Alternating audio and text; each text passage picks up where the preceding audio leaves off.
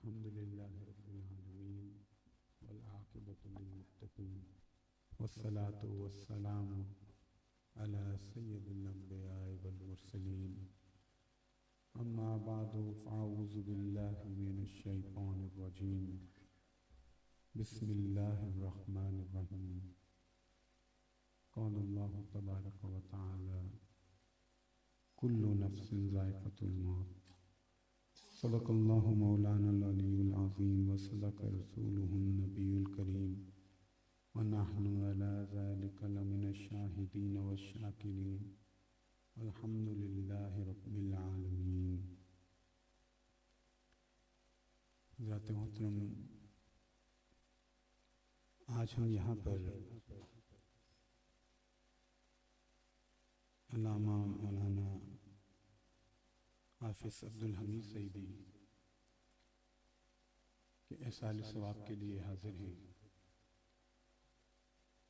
اور رب کی بارگاہ میں یہی التجا ہے، یہی دعا ہے کہ اللہ رب العزت آپ کے درجات بلند فرمائے،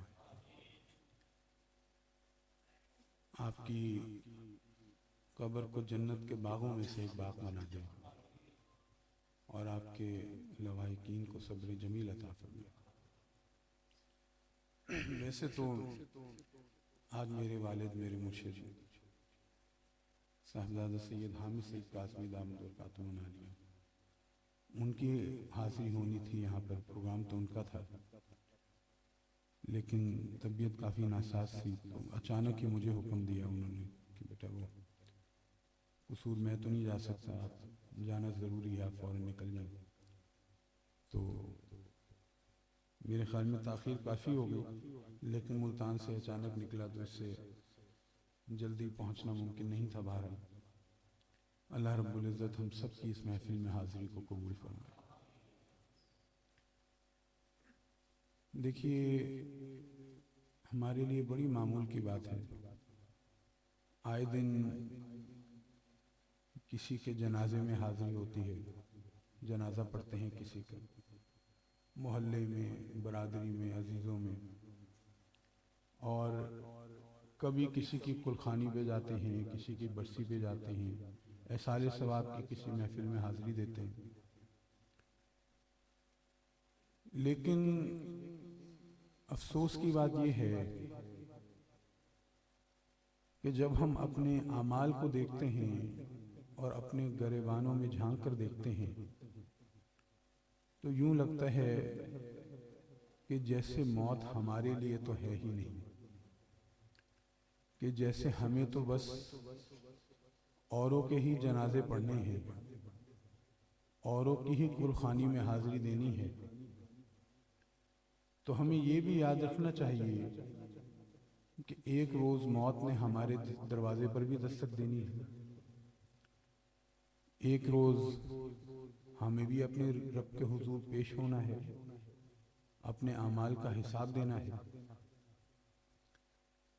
اور دیکھیے، آپ تاریخ اٹھا کر دیکھ لیجئے، کوئی ایک ایسی مثال نہیں ملتی جس سے موت کی نفی ہوتی۔ موت تو ایک ایسی حقیقت ہے نا جس کا انکار ممکن نہیں۔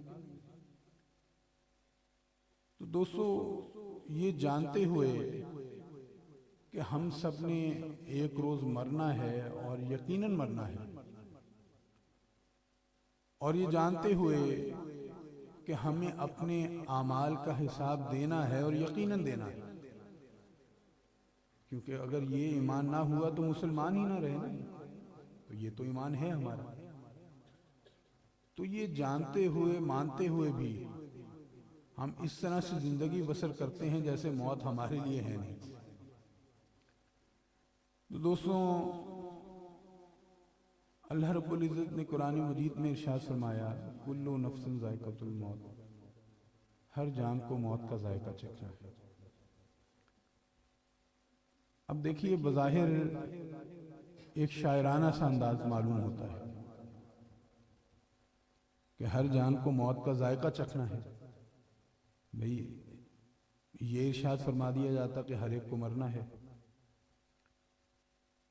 ہر ایک پر موت واقع ہونی ہے، ہر ایک کو اس دنیا سے جانا ہے، تو بات تو وہ بھی ٹھیک تھی، لیکن اللہ رب العزت ارشاد فرما رہا ہے ہر جان کو موت کا ذائقہ چکھنا ہے۔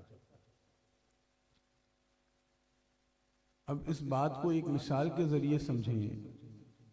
ہم سب کے گھروں میں روز سالن پکتا ہے نا، اب اگر ہم ذائقہ چکھنا چاہیں کہ سالن کیسا تیار ہوا ہے، تو ظاہر ہے جب سالن پک جائے گا، تیار ہو جائے گا، ریڈی ہو جائے گا، تبھی اس کا ذائقہ چکھیں گے۔ ایسا تو نہیں ہو سکتا کہ کچا گوشت چبا کر اور ثابت مرچ رکھ کر ہم ذائقہ بتا دیں۔ جب سالن پک جائے گا، تیار ہو جائے گا، تبھی پتہ چلے گا نا ذائقہ کیسا ہے۔ پھر دیکھیے اگر اس میں انگریڈینٹس اچھے ہوں گے، یعنی کہ گوشت بھی اچھے معیار کا ہوگا، پانی بھی صاف ستھرا ہوگا، اگر سبزی ڈالتے ہیں تو وہ بھی اچھی ہوگی، تو سالن بھی لذیذ ہوگا، اس کا ذائقہ اچھا ہوگا، خوش ذائقہ ہوگا، خوشبودار بھی ہوگا۔ لیکن اگر انگریڈینٹس اچھے نہ ہوئے، اگر گوشت گلا سڑا ہوا، پانی گندا ہوا، سبزی گلی ہوئی ہوئی، تو بتائیے کیا سالن کا ذائقہ وہ لذیذ ہو سکتا ہے؟ لذیذ تو نہیں ہوگا، بد ذائقہ ہوگا۔ اسی طرح دیکھیے ہر گھر کی یہ کہانی ہے کہ ایک ریسپی سے، ایک ترکیب سے ماں کھانا پکاتی ہے، سالن تیار کرتی ہے، اور بیٹی اسی ترکیب سے جب تیار کرتی ہے تو ذائقے میں کچھ فرق رہ جاتا ہے۔ ریسپی تو وہی ہوتی ہے، انگریڈینٹس بھی وہی ہوتے ہیں، لیکن کہیں نہ کہیں نمک میں، مرچ میں، مسالے میں اونچ نیچ ہو جاتی ہے۔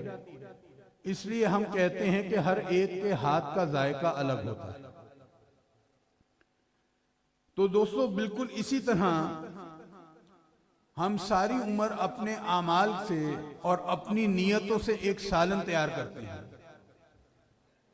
اور اپنی زندگی کے اختتام پر اسی سالن کا جو ہم نے خود اپنے ہاتھوں سے پکایا ہے اس کا ذائقہ چکھ لیتے ہیں۔ اب اگر انگریڈینٹس اچھے ہوں گے، اگر جزو اچھے ہوں گے، اگر اس میں واجبات ہوں گے، اگر سنتیں ہوں گی، نوافل ہوں گے، اگر درود ہوں گے، اگر میلاد ہوں گے، تو موت کا ذائقہ بھی لذیذ ہوگا۔ لیکن اگر بدکاریاں ہوں گی، سیاہکاریاں ہوں گی، خطا کاریاں ہوں گی، اگر گستاخیاں ہوں گی، تو بتائیے پھر موت کا ذائقہ لذیذ تو نہیں ہوگا نا۔ تو دوستو ہمیں یہ خود فیصلہ کرنا ہے کہ ہمارے لیے موت کا ذائقہ کیسا ہوگا، اور جیسے ہم نے کہا کہ ہر ایک کے ہاتھ کا ذائقہ الگ ہوتا ہے، اسی طرح ہر ایک کے لیے موت کا ذائقہ بھی الگ ہوتا ہے، کیونکہ ہر ایک کے اعمال الگ ہیں نا، ہر ایک کی نیت بھی الگ ہے، تو ہر ایک کے لیے موت کا ذائقہ بھی الگ ہوگا۔ آپ کے لیے الگ ہوگا، میرے لیے الگ ہوگا، اسی طرح بغداد والی سرکار کے لیے الگ تھا۔ تو دوستو ہر ایک کے لیے الگ ہے، اور یہ فیصلہ ہم خود کریں گے کہ وہ کیسا ہوگا۔ اور یہاں پر ایک بات اور بھی میں کرتا چلوں، دیکھیں اگر ایک چھوٹا بچہ ہے، ابھی بول کر الفاظ کے ذریعے اپنے جذبات کا اظہار نہیں کر سکتا، آپ اس کو کچھ چکھاتے ہیں، تو بتائیے آپ کو کیسے پتا چلتا ہے کہ اس کو ذائقہ پسند آیا کہ نہ آیا؟ میں بول تو نہیں سکتا نا، تو اس کے چہرے کے تاثرات بتا دیتے ہیں۔ اگر اس کو ذائقہ پسند آتا ہے تو اس کے چہرے کے تاثرات بھی خوشگوار ہوتے ہیں، چہرے پر مسکراہٹ ہوتی ہے، اور اگر اس کو ذائقہ پسند نہیں آتا تب بھی اس کا چہرہ ہی بتا دیتا ہے، اس کے ماتھے پر بل آ جاتے ہیں، اس کا منہ ٹیڑھا ہو جاتا ہے، شکل دیکھ کر اندازہ ہو جاتا ہے کہ ذائقہ پسند نہیں آیا، ذائقہ اچھا نہیں تھا۔ تو دوستو اسی طرح جو اللہ کے ولی ہوتے ہیں، جو اللہ کے پیارے ہوتے ہیں، جو اللہ کے محبوب ہوتے ہیں اور دوست ہوتے ہیں، جب وہ اس دنیا سے جاتے ہیں تو ان کے چہروں کو دیکھ کر اندازہ ہو جاتا ہے کہ ان کے لیے موت کا ذائقہ کیسا تھا۔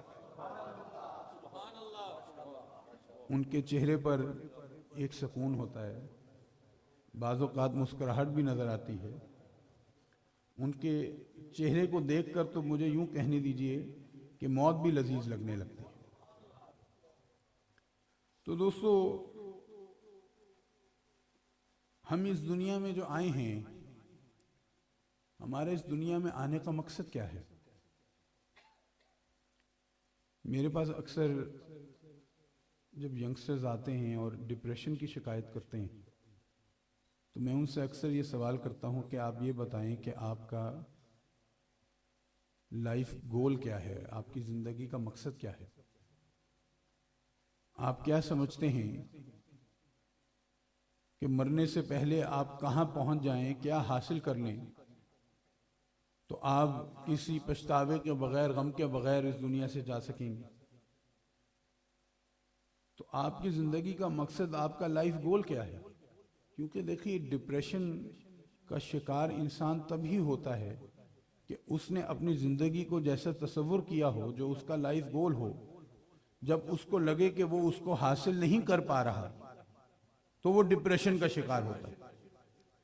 وہ ایک نوجوان ہے مثال کے طور پر، وہ یونیورسٹی میں پڑھتا ہے، ڈگری حاصل کرتا ہے، اس کا ایک گول ہوتا ہے، ایک مشن ہوتا ہے، اس نے اپنی ایک لائف امیجن کی ہوتی ہے، اس کا تصور ہوتا ہے کہ ہاں بھئی میری زندگی کیسی ہوگی، میں یونیورسٹی سے ڈگری کروں گا، ڈگری کرنے کے بعد مجھے ایک اچھی ملازمت ملے گی، اچھی جاب ملے گی، یا میں کاروبار میں لگوں گا، اور جیسے ہم نے کتابوں میں پڑھا کہ جی جب انسان محنت کرتا ہے تو وہ اس طرح ترقی بھی کرتا ہے، اور یونیورسٹی میں جو علوم میں نے حاصل کیے وہ بھی میری مدد کریں گے۔ تو جب اس کو کوئی اچھی ملازمت نہیں ملتی، وہ اپنا کیریئر نہیں بنا پاتا، تو ڈپریشن کا شکار ہو جاتا ہے، کیونکہ اس کو لگتا ہے کہ وہ اپنی زندگی کا مقصد حاصل نہیں کر پا رہا۔ اسی طرح کوئی نوجوان اگر کسی خاتون سے عشق کر بیٹھتا ہے تو اپنی زندگی کو اس کے ساتھ، اس کے علاوہ پھر تصور نہیں کرتا، وہ اپنی زندگی کا مقصد اسی کو بنا لیتا ہے، بس اس سے میرا کسی طرح نکاح ہو جائے، شادی ہو جائے، اور ساری عمر میں اس کے ساتھ بتا دوں گا تو بس میری زندگی بن جائے گی۔ تو جب اس کو اس محبت میں کامیابی نہیں حاصل ہوتی تو ڈپریشن کا شکار ہو جاتا ہے، کیونکہ اس کو لگتا ہے کہ وہ اپنا مقصد حاصل نہیں کر پایا۔ تو جب بھی میرے پاس لوگ آتے ہیں میں یہی سوال کرتا ہوں، بھائی یہ بتائیں آپ کی زندگی کا گول کیا ہے، آپ کی زندگی کا مقصد کیا ہے؟ تو ہمیشہ ایک ملتا جلتا سا جواب ملا۔ کسی نے کہا کہ میں چاہتا ہوں کہ میں سی ایس ایس کر جاؤں، گورنمنٹ سروس میں آ جاؤں اور سیکٹری ریٹائر ہوں۔ کسی نے کہا کہ میں چاہتا ہوں میں کاروبار کروں اور کاروبار میں ایسی برکت ہو کہ جی میرے پاس ایک شہر میں گھر ہو، ایک فارم ہاؤس ہو، اور ایک میرے لیے پراڈو ہو، ایک گھر والوں کے لیے پراڈو ہو جائے گی۔ پھر جی میں بچوں کو اچھی تعلیم حاصل کراؤں، ان کو بھی کاروبار لگا کے سیٹ کر دوں اور ان کی شادیاں کرا دوں گا، تو میں سمجھوں گا کہ ہاں جی زندگی کا مقصد میرا پورا ہو گیا۔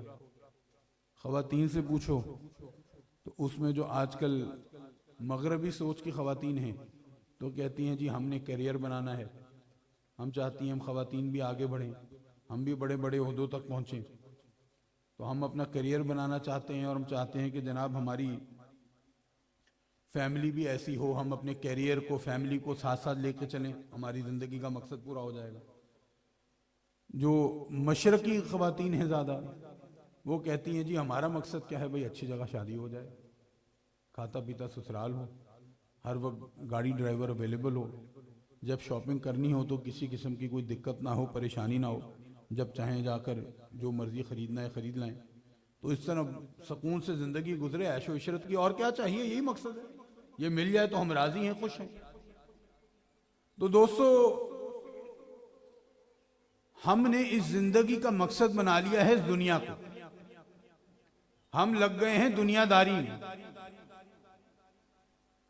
بلکہ اللہ رب العزت جبکہ کیا فرماتا ہے، وَمَا خَلَقْتُ الْجِنَّ وَالْإِنسَ إِلَّا لِيَعْبُدُونَ، اور نہیں تخلیق فرمایا جن کو اور انسان کو مگر اس لیے کہ میری عبادت کریں۔ تو ہمیں اللہ رب العزت نے تخلیق کیوں فرمایا؟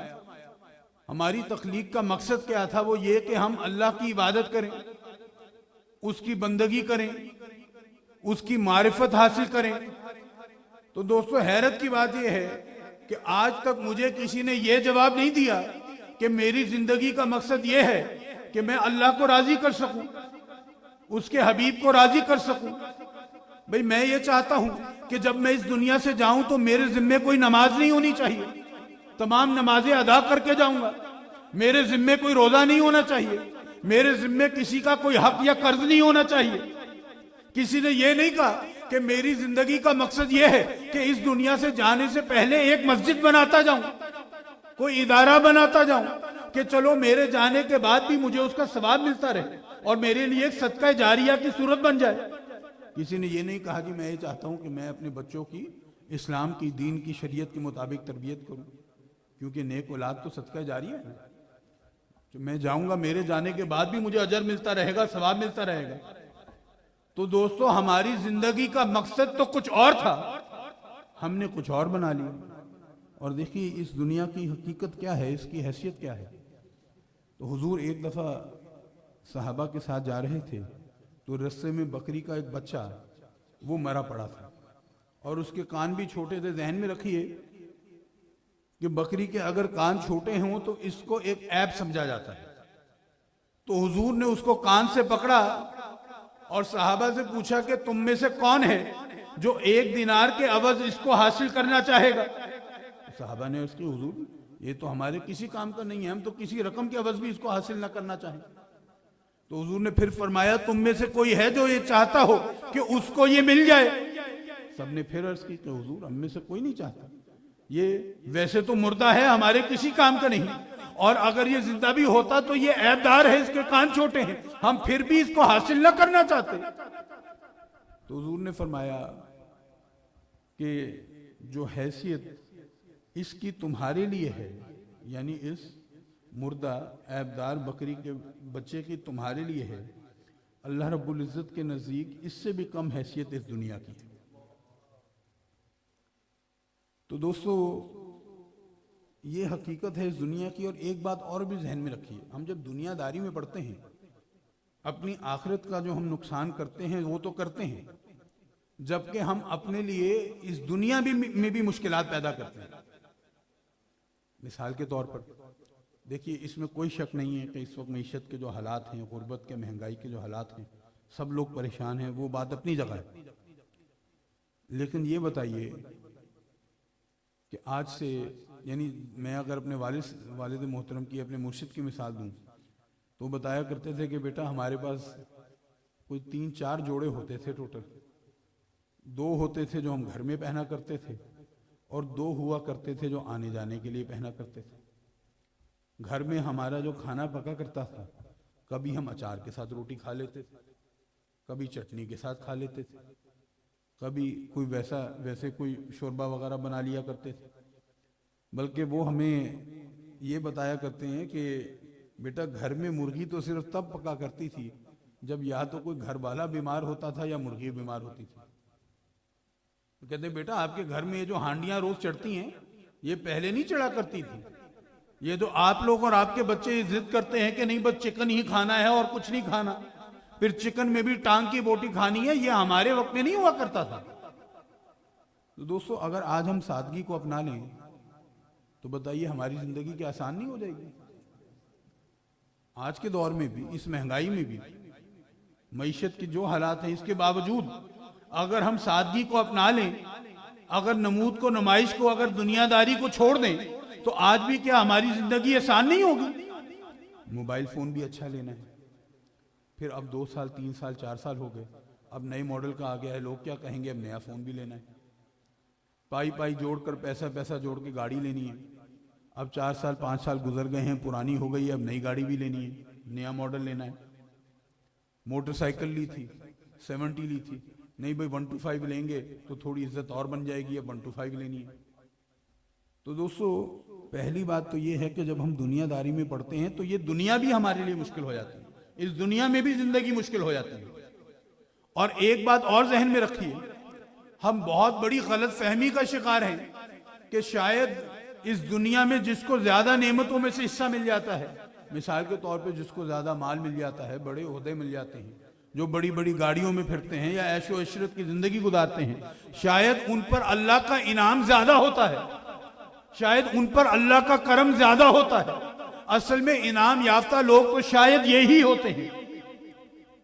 کچھ لوگ شکایت کرتے ہیں نا کبھی کبھار رب سے، اے مولا وہ جو تیرے دین کے دشمن ہیں، وہ جو مشرک ہیں، وہ جو کافر ہیں، وہ تو بڑے عیش و عشرت کی سکون کی زندگی گزارتے ہیں، ہر قسم کی سہولت انہیں میسر ہے، اور اگر مسلمانوں کی طرف بھی نظر دوڑائیں تو وہ جو کہ تیرے احکامات کی پابندی نہیں کرتے ہیں، وہ جو کرپٹ ہیں، وہ جو حلال حرام میں تمیز نہیں کرتے ہیں، وہ تو بڑی عیش کی زندگی گزارتے ہیں، بڑی شان و شوکت کے ساتھ گزارتے ہیں، بڑے بڑے بنگلوں میں رہتے ہیں، بڑی بڑی گاڑیوں میں پھرتے ہیں، ہر قسم کی سہولت انہیں میسر ہوتی ہے، پوری دنیا گھوم رہے ہوتے ہیں، پھر رہے ہوتے ہیں، لاکھوں کی گھڑیاں پہنی ہوتی ہیں۔ یہ ذہن میں آتا ہے نا؟ اور مولا ہم جو تیری مسجدوں کو بھی آباد کرتے ہیں، تیرے نام کی محفل ہوتی ہے، تیرے حبیب کے نام کی محفل ہوتی ہے، اس کی بھی رونقیں بڑھاتے ہیں، ہم اپنی اوقات کے مطابق تیری شریعت پر، تیرے احکامات پر عمل کرنے کی کوشش بھی کرتے ہیں، تو مولا کیا تمام پریشانیاں ہمارے لیے ہیں؟ کیا فقیری ہمارے ہی لیے ہے؟ کیا فاقہ کشی ہمارے لیے تھی؟ کیا غربت کی چکی تلے ہمیں ہی پسنا تھا؟ باقی جو تیرے نافرمان ہیں وہ تو بڑے مزے میں ہیں۔ تو دیکھیے، یہ ذہن میں رکھیے کہ اس دنیا میں جس کو بھی ان نعمتوں میں سے زیادہ حصہ ملتا ہے، جن کو زیادہ مال ملتا ہے، عہدہ ملتا ہے، اقتدار ملتا ہے، یہ ان کے لیے جنت میں داخلے میں تاخیر کا سبب بھی بنتا ہے۔ وہ اس لیے کہ ہمیں جتنا عطا ہوگا اتنا حساب بھی تو سخت ہوگا نا، حساب اتنا ہی سخت ہوگا نا۔ بھئی مثال کے طور پر کسی شخص کو آپ 10,000 روپے دے دیں، ایک اور شخص کو 10 لاکھ روپے دے دیں، 6 مہینے بعد دونوں سے حساب مانگیں، بتائیں کس کے لیے حساب دینا آسان ہوگا؟ 10,000 والے کے لیے حساب دینا آسان ہوگا، 10 لاکھ والے کے لیے حساب دینا مشکل ہوگا۔ تو کیا معلوم کہ بظاہر اس دنیا میں اگر ہمیں فقر کا سامنا کرنا پڑ رہا ہے، تھوڑا بہت فاقہ کرنا پڑ رہا ہے، اگر غربت و تنگدستی کا سامنا کرنا پڑ رہا ہے، تو کیا معلوم اللہ یہ بہتر جانتا ہے کہ اس بندے کو اگر میں زیادہ عطا کر دیتا تو اس کے لیے حساب دینا مشکل ہو سکتا تھا۔ کیا پتا یہ پریشانی، یہ غربت، یہ اس کے کرم کا ایک انداز ہو۔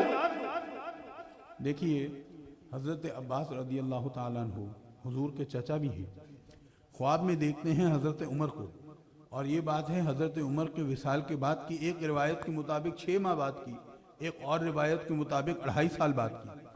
آپ خواب میں دیکھتے ہیں کہ حضرت عمر وہ کہیں سے آ رہے ہیں اور حالت کچھ ایسی ہے جیسے بہت کوئی مشقت والا کام کر کے آ رہے ہیں۔ تو آپ نے پوچھا، یار امیر المومنین آپ کہاں سے تشریف لا رہے ہیں؟ تو آپ نے فرمایا کہ جب سے میری روح قبض کی گئی اس وقت سے لے کر اب تک میں اپنے رب کے حضور کھڑا حساب دے رہا، یعنی کہ 6 مہینے یا 2.5 سال رب کے حضور کھڑے حساب دے رہے تھے۔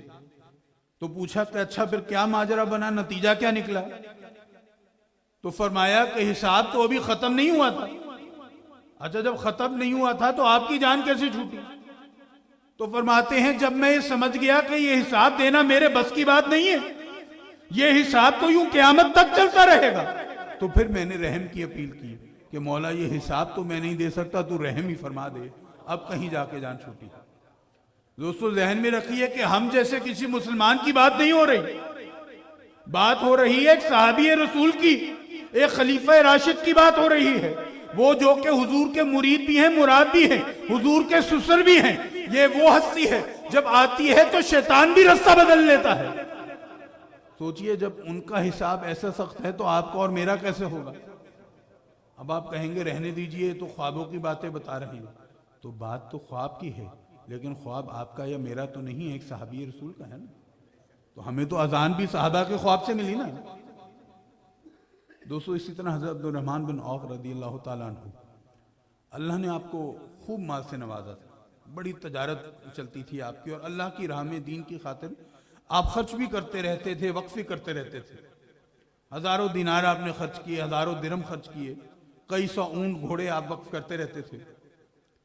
تو مدینہ میں ایک وقت شور مچتا ہے، اور حضرت بی بی عائشہ رضی اللہ تعالیٰ عنہ وہ جب دریافت فرماتی ہیں کہ یہ شور کیسا ہے، تو لوگ بتاتے ہیں کہ عبد الرحمن بن عوف کا تجارتی قافلہ آیا ہے، اور یہ قافلہ بہت بڑا قافلہ تھا، اس میں کوئی 700 اونٹ تھے جو ظاہر سامان سے لدے ہوئے تھے۔ تو آپ فرماتی ہیں کہ میں نے حضور سے سنا کہ عبد الرحمن بن عوف گھسٹتے ہوئے جنت میں داخل ہوں گا۔ اچھا، ویسے تو ان کو جنت کی بشارت پہلے ہی ہو چکی تھی، اور یہاں پر بھی جنت کی بشارت ہو رہی۔ اگر آپ یا مجھ جیسا کوئی شخص ہوتا تو کہتا کوئی بات نہیں، گھسٹتے ہوئے جائیں گے تو جنت میں ہی نا، کوئی بات نہیں، تھوڑا گھسٹتے ہوئے چلے جائیں گے، جنت مل رہی ہے، جنت کی بشارت حضور سے ہو گئی، اور کیا چاہیے۔ لیکن اچھا، اور گھسٹتے ہوئے کیوں جائیں گے؟ کیونکہ اللہ نے آپ کو اتنے مال سے، اتنی دولت سے نوازا تھا کہ حساب بھی تو اتنا سخت ہوگا نا۔ تو آپ نے کیا فرمایا؟ آپ نے فرمایا اے میری ماں، میں آپ کو گواہ بناتا ہوں کہ تمام اونٹ سامان سمیت میں اللہ کی راہ میں وقف کرتا ہوں۔ تو دوستو، جتنا اللہ ہمیں زیادہ عطا فرماتا ہے، حساب بھی اتنا سخت ہوتا ہے۔ دیکھیے، ایک بار مولا علی کو خبر ملتی ہے کہ حضور کئی روز سے فاقے سے ہیں، تو گھر سے نکلتے ہیں اس خیال سے کہ مزدوری تلاش کروں گا، جو اجرت ملے گی وہ لے کر حضور کی بارگاہ میں پیش کروں گا۔ تو ایک یہودی کے باغ میں پہنچتے ہیں، وہاں مزدوری کرتے ہیں، پانی کی ڈول کھینچنا شروع کرتے ہیں، 17 ڈول کھینچتے ہیں، 17 کھجوریں ملتی ہیں، وہ لے کر حضور کی بارگاہ میں حاضر ہو جاتے ہیں۔ تو حضور دریافت فرماتے ہیں، پوچھتے ہیں کہ اے ابو الحسن، یہ بتاؤ کھجوریں کہاں سے آئی ہیں؟ تو آپ ماجرہ بیان کرتے ہیں، حضور مجھے پتا چلا تھا آپ پر فاقہ کشی کی صورت ہے، کئی روز سے فاقے سے ہیں، تو مزدوری تلاش کرنے نکلا تھا، یہ اجرت ملی ہے، لے کر آپ کی خدمت میں حاضر ہوا۔ تو حضور نے فرمایا کہ کیا تم نے یہ کام اللہ اور اس کے رسول کی محبت میں کیا تھا؟ تو مولا علی نے عرض کی جی حضور، اللہ اور اس کے رسول کی محبت میں ہی کیا تھا۔ تو حضور نے فرمایا کہ جو اللہ اور اس کے رسول سے محبت کرتا ہے اس کو فقر کے لیے تیار رہنا چاہیے، کیونکہ فقر اس کی چہرے کی طرف ایسے بڑھتا ہے جیسے سیلاب اپنی منزل کی طرف بڑھتا ہے۔ یعنی فقر، فاقہ کشی، آزمائش، جو بھی اللہ سے یا اللہ کے نبی سے محبت کرتا ہے اس کو فقیری کا سامنا بھی کرنا پڑتا ہے، اس کو فاقے کا سامنا بھی کرنا پڑتا ہے، اس کو آزمایا بھی جاتا ہے۔ تو دوستو، کیا پتا اگر ہمیں فقر کا سامنا کرنا پڑ رہا ہے، اگر ہمیں فاقے کا سامنا کرنا پڑ رہا ہے اور ہم اس کو اللہ کی طرف سے آفت سمجھے بیٹھے ہیں، تو کیا معلوم وہ اللہ کی طرف سے رحمت ہو اور حضور نے ہمیں اپنی غلامی میں قبول کر لیا۔ تو دوستو، جو بھی اللہ سے محبت کرتا ہے، اللہ کے حبیب سے محبت کرتا ہے، اس کو آزمایا بھی جاتا ہے۔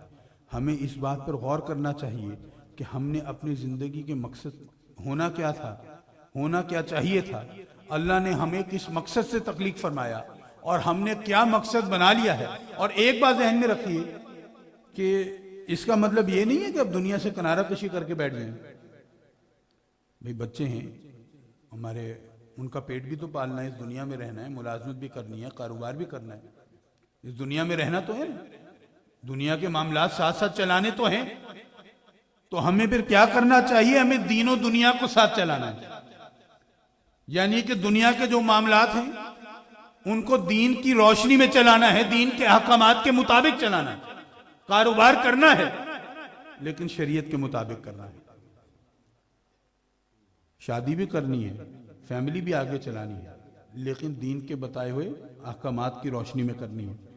یہاں پہ ایک بات ذہن میں رکھیے، یہ دین اور دنیا کو ساتھ میں لے کر چلنے کا مطلب تو یہی ہوتا ہے، ہمیشہ یہی لیا گیا کہ بھئی دین اور دنیا کو ساتھ لے کر چلیں، یعنی کہ دین پر چلنے سے مراد یہ نہیں ہے کہ بس دنیا سے کنارہ کشی اختیار کر لیں، گوشہ نشینی اختیار کر لیں، بس کسی کونے میں بیٹھ کر بس اب سجدے کرتے رہنے ہیں، اللہ اللہ کرتا رہنا ہے۔ نہیں، ایسا نہیں کرنا، دنیا کے معاملات بھی ساتھ ساتھ چلانے ہیں۔ لیکن آج کل دور یہ آ گیا ہے کہ دین اور دنیا کو ساتھ چلانے کا مطلب لوگ کچھ اور لینے لگ گئے ہیں۔ میں ایک صاحب سے ملا, انہوں نے کہا ہاں جی گزارش یہ ہے کاظمی صاحب آپ کو میری بات پسند تو نہیں آئے گی, لیکن میں کبھی کبھار تھوڑی بہت چرس لگا لیا کرتا ہوں, میں کبھی کبھار شراب تھوڑی بہت پی لیا کرتا ہوں کبھی کبھار, اور یہ معاملات وہ معاملات بھی ہیں, لیکن الحمدللہ میں نماز پڑھتا ہوں, الحمدللہ رمضان کے روزے بھی رکھتا ہوں, حج بھی ادا کر چکا ہوں, زکوٰۃ بھی ادا کرتا ہوں. تو دیکھیے میں دین اور دنیا کو ساتھ لے کر چل رہا ہوں. اب لوگوں نے اس کا اپنا ہی مطلب نکال لیا ہے. تو دین اور دنیا کو ساتھ لے کر چلنے کا مطلب یہ نہیں ہے کہ ایک طرف نمازیں تو پڑھیں اور دوسری طرف رب کے احکامات کی نافرمانی بھی کریں اور حرام کاموں میں مبتلا ہو جائیں. دین اور دنیا کو ساتھ لے کر چلنے کا مطلب یہ ہے کہ اپنی دنیا کے معاملات کو دین کے احکامات کی روشنی میں لے کر چلیں. دیکھیے اب ایک آخری بات کر کے, کیونکہ مجھے بھی واپس ملتان روانہ ہونا ہے, آپ لوگ بھی تنگ آ چکے ہوں گے, ایک نصیحت کر کے میں اجازت لوں گا. دیکھیے ہمارے آج کے دور میں بڑے مسائل ہیں, بہت سے مسائل ہیں, غربت بھی ہے, مہنگائی بھی ہے, بے روزگاری بھی ہے, کرپشن بھی ہے. لیکن میں عرض کروں گا کہ ہمارے دور کا, ہماری زندگی کا جو سب سے بڑا مسئلہ ہے, کہہ لیجئے سب سے بڑا کرائسس ہے, وہ یہ ہے کہ ہماری زندگی میں ہمارے دلوں میں سکون نہیں رہا, چین نہیں رہا. سارا وقت کوئی نہ کوئی ڈپریشن ہے, کوئی نہ کوئی انزائٹی ہے, بے چینی ہے, بے سکونی ہے, پریشانی ہے. تو دیکھیے ایک مثال دیتا ہوں. ایک بابا جی کہیں رستے میں کھڑے کچھ تلاش کر رہے تھے, تو 5-7 نوجوان گزرے. انہوں نے دیکھا بزرگ کھڑے ہیں, پریشان ہیں. دریافت کیا بابا جی کیوں پریشان ہو؟ تو انہوں نے کہا بیٹا میری سوئی گر گئی ہے, سوئی ڈھونڈ رہا ہوں. تو ان نوجوانوں نے سوچا کہ ہم تو 5-7 نوجوان ہیں, ابھی 2 منٹ میں ڈھونڈ نکالیں گے. بابا جی فکر نہ کرو, ابھی ڈھونڈ لیتے ہیں. اب 2 منٹ سے کوئی جب آدھا پونا گھنٹہ ہو گیا تو بیچارے ہامتے کامتے پہنچے. بابا جی سوئی تو نہیں مل رہی, یہ بتاؤ گری کہاں تھی؟ بابا جی نے بڑی معصومیت کے ساتھ کہا کہ بیٹا وہ تو گھر کے اندر گری تھی. نوجوان تیش میں آ گئے, بابا جی ہمارا مذاق اڑا رہے ہو, بلائی منزل خالی ہے, مسئلہ کیا ہے؟ بھئی سوئی گری ہے گھر کے اندر, ہماری ڈیوٹی لگا دی ہے گھر کے باہر. بابا جی نے پھر بڑی معصومیت سے کہا بیٹا وہ گھر میں روشنی تو ہے نہیں, گھر میں تو اندھیرا ہے, لوڈ شیڈنگ ہے, نظر میری کمزور ہے, میں نے سوچا گھر میں تو ملے گی نہیں, چلو باہر چل کر قسمت آزمائی کرتے ہیں, کیا معلوم کسی اور کی سوئی گری ہو وہ مل جائے. دوستو جو چیز اندر کی ہے وہ اندر ملے گی نا, باہر تو نہیں ملے گی. اور اندر بھی تب ملے گی جب اندر روشنی ہوگی, اجالا ہوگا. اگر تاریکی ہوئی, اندھیرا ہوا تو اندر بھی نہیں ملے گی. آپ خود سے سوال یہ کیجئے کہ یہ سکون, یہ چین, یہ اندر کی چیز ہے یا باہر کی چیز ہے؟ بھئی چیز تو اندر کی ہے, ڈھونڈتے ہم باہر ہیں. کبھی مال و دولت میں ڈھونڈتے ہیں, کبھی شان و شوکت میں, عیش و عشرت میں ڈھونڈتے ہیں, کبھی عہدے میں ڈھونڈتے ہیں, کبھی اقتدار میں ڈھونڈتے ہیں. بھئی چیز اندر کی ہے, ڈھونڈتے باہر ہیں. تو اندر بھی کب ملے گی؟ جب اندر روشنی ہوگی, اجالا ہوگا. تو یہ روشنی اور اجالا کیسے کیا جائے؟ تو ہمیں تو بزرگوں نے یہ بتایا ہے کہ اگر ہم عشق مصطفیٰ کا دیا جلا لیں تو تمام سکون, تمام چین یہی مل جائے گا. اللہ رب العزت ہمیں اپنی اور اپنے حبیب کی سچی محبت عطا فرمائے اور شریعت محمدی پر عمل کی توفیق عطا فرمائے. جو اوروں کو نصیحت کرتے ہیں ہمیں خود اس پر عمل کی توفیق عطا فرمائے. وآخر دعوانا الحمدللہ رب العالمین.